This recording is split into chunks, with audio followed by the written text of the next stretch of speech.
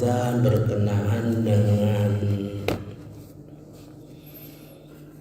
4 tugas Nabi Muhammad berkenaan dengan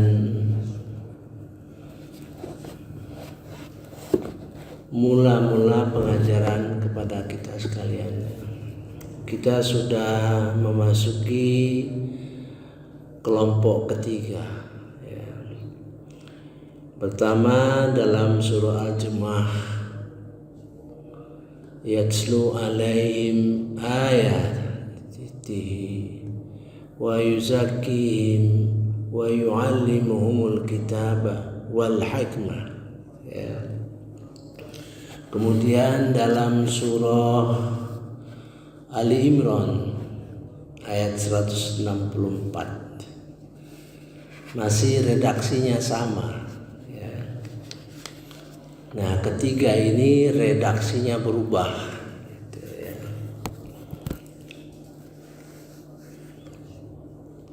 Redaksinya berubah. Yang tadinya hum menjadi kum. Artinya kalian.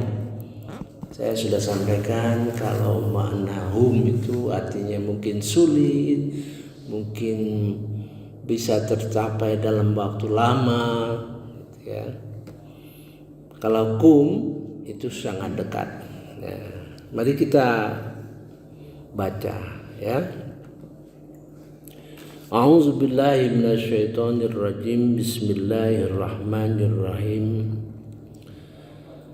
Sebagaimana kami telah mengutus kepadamu seorang rasul Muhammad dari kalangan kamu yang membacakan ayat-ayat kami, menyucikan kamu dan mengajarkan kepadamu kitab Al-Quran dan hikmah, serta mengajarkan apa yang belum kamu ketahui. Beda, ya. Satu adanya kum, kedua ayatihi, ayat-ayat Quran. Di sini ayatina, ayat-ayat kami. Ya, berarti sudah rinci, ya, rinci ayat per ayat dan bergerak terus. Mungkin kita sudah mengerti 10 ayat, 20 ayat, terus seumur hidup kita ini, ya. Ketiga adanya tambahan, yaitu wa yu'allimukum ma lam takunu ta'lamun, dan mengajarkan apa yang belum kamu ketahui. Ini fi'il mudhari ini, ya.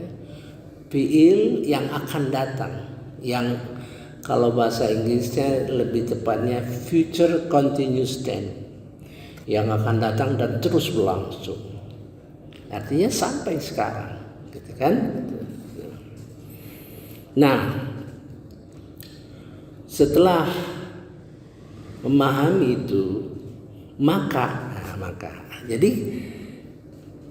fazkuruni, maka ingatlah akan daku, ya. Artinya hubungannya ada.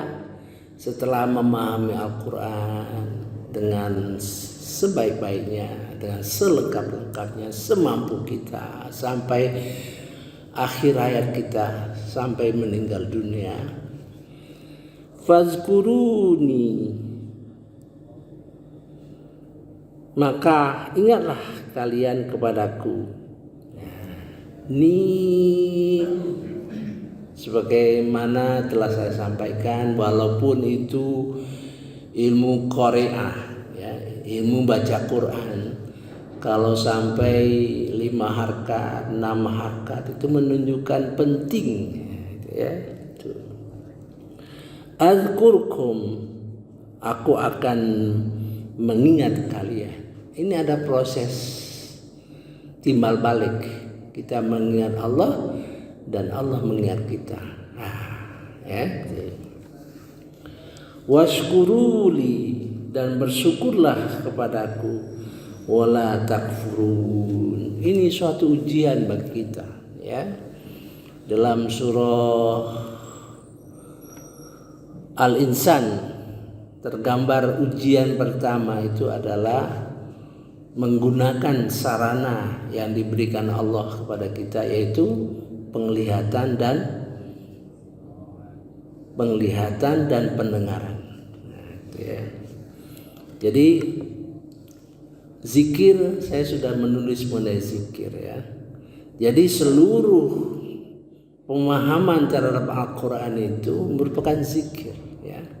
Bentuk-bentuk yang dilakukan orang bermacam-macam, dan yang paling besar, yang paling akbar adalah sholat, ya.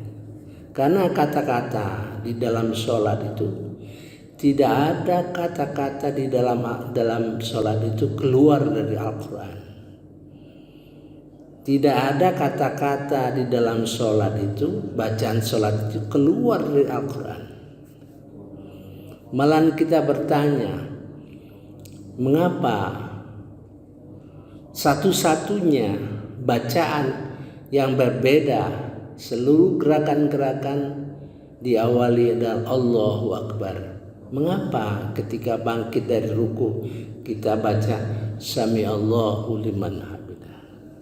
Itu menggambarkan, ya, sesuatu berkenaan dengan memuji Tuhan itu berarti merupakan pokok di dalam sholat. Sami Allahu liman hamidah. Allah mendengar siapa yang memujinya. Jadi persoalan dua ayat ini panjang dan lama serta mendalam, ya. Ada zikir berarti orang mengkaji hukum-hukum zikir, ya kan? Orang membaca Quran zikir, orang menyebut kalimat-kalimat, mengucapkan kalimat-kalimat yang standar, subhanallah, Allahu Akbar, la haula la quwata illa billah, zikir. Ada yang zikir sendiri-sendiri, ada zikir beramai-ramai, ada zikir orang yang mengikuti tarekat, ya, zikir Syakbandi, ada zikir macam-macam. Ini perlu kita harus mewaspadai, harus punya ilmu, sehingga ilmu kita itu mendasar dan didasarkan pada Al-Quran dan hadis Rasulullah SAW. Ini penting, merupakan mengisi kehidupan kita. Nah, kita akan lanjutkan, ya, selanjutnya, ya. Ya ayyuhalladzina amanu ista'inu bis-sabr. Hai orang-orang beriman, mohonlah dengan sabar dan sholat. Innallaha ma'as-sabirin. Sesungguhnya Allah bersama orang yang sabar. Bersama itu artinya membantu, ya, memberikan ilham, menguatkan, arti bersama itu, ya. Ini bukan sholat saja, ya, bukan sholat saja. Hanya kalau Al-Quran itu bukan suatu infak, zakat saja, bukan. Itu melambangkan semua ibadah-ibadah yang diwajibkan kepada kita, gitu, ya. Sabar itu adalah kunci awal. Maka di dalam kesabaran itu ulama menggambarkan 3 kesabaran, ya. Sabar dalam ibadah, sabar dalam menahan diri dari melakukan hal-hal yang tidak sejalan, yang dilarang, kemudian sabar dalam menghadapi ujian. Ini pokok-pokok, terlihat pokok-pokok. Kemudian Dan janganlah kamu mengatakan orang-orang yang terbunuh di jalan Allah mereka telah mati, sebenarnya mereka hidup, tapi kamu tidak menyadarinya. Mengapa melompat ceritanya mengenai orang yang terbunuh dalam jihad? Karena ini berhubungan ya antara Nabi Muhammad disebut 4 kali di dalam Al-Quran, kemudian tugas Rasulullah SAW disebutkan 4 kali di dalam Al-Quran, artinya berhubungan ya.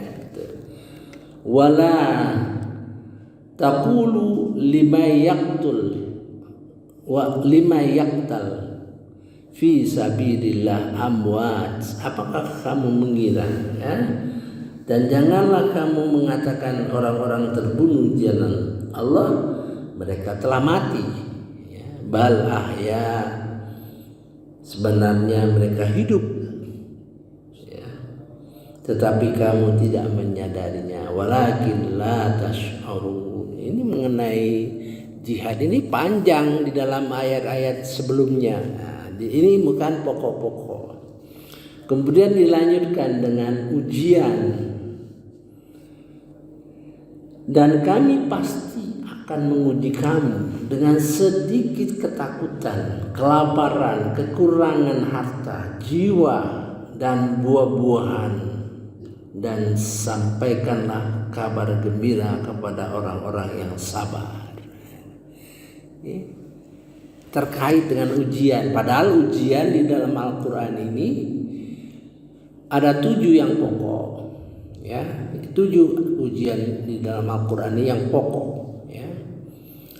Nah, yang tidak artinya memerlukan ujian yang tingkat lebih tinggi ada beberapa ya. Saya sudah menyampaikan 7 pokok ujian di dalam tausiah tahun lalu kalau tidak salah, atau tahun ini yang sudah dimasukkan di dalam YouTube ya. Misalnya kunci memahami ujian itu dari kata walana beluanakum ya. Kami pasti akan menguji kamu.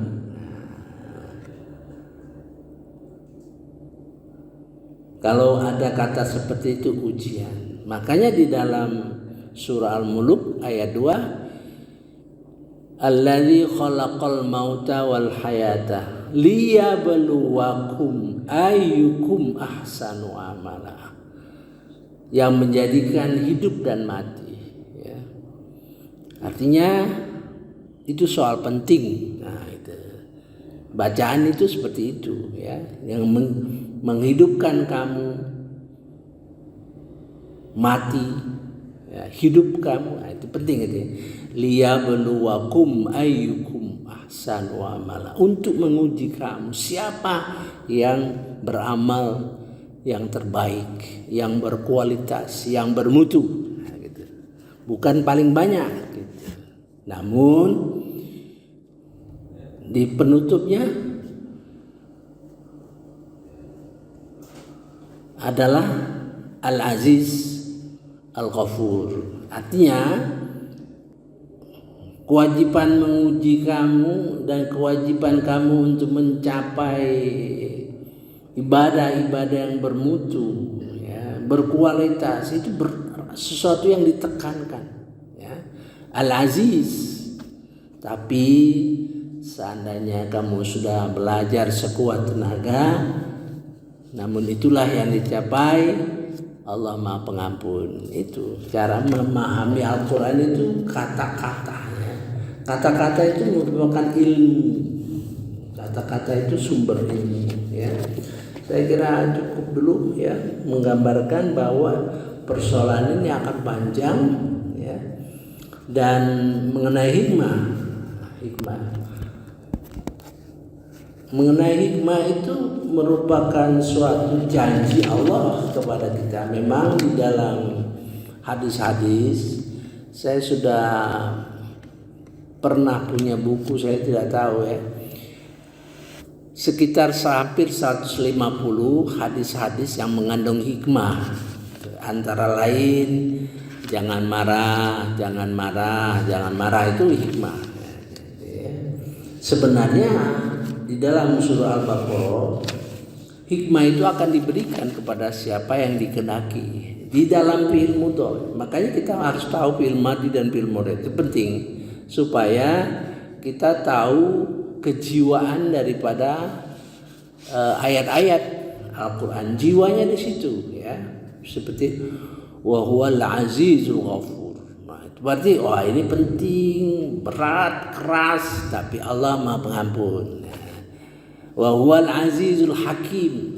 Ini berarti keras, tapi Allah juga Maha Bijaksana. Itulah, oleh sebab itu saya pikir kalau al-asma al-husnanya sekadar hafalan dibaca, saya kira tidak sesuai apa yang dimaksud di dalam hadis Rasulullah SAW. Barang siapa paham dengan al-asma husna, sesuatu yang baik ya, merupakan jaminan orang masuk surga.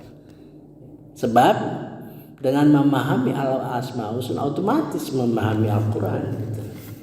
Otomatis gitu. Subhanakallahumma wa bihamdika asyhadu an la ilaha illa anta astaghfiruka wa atubu ilaik. Wallahu a'lam. Wassalamualaikum warahmatullahi wabarakatuh.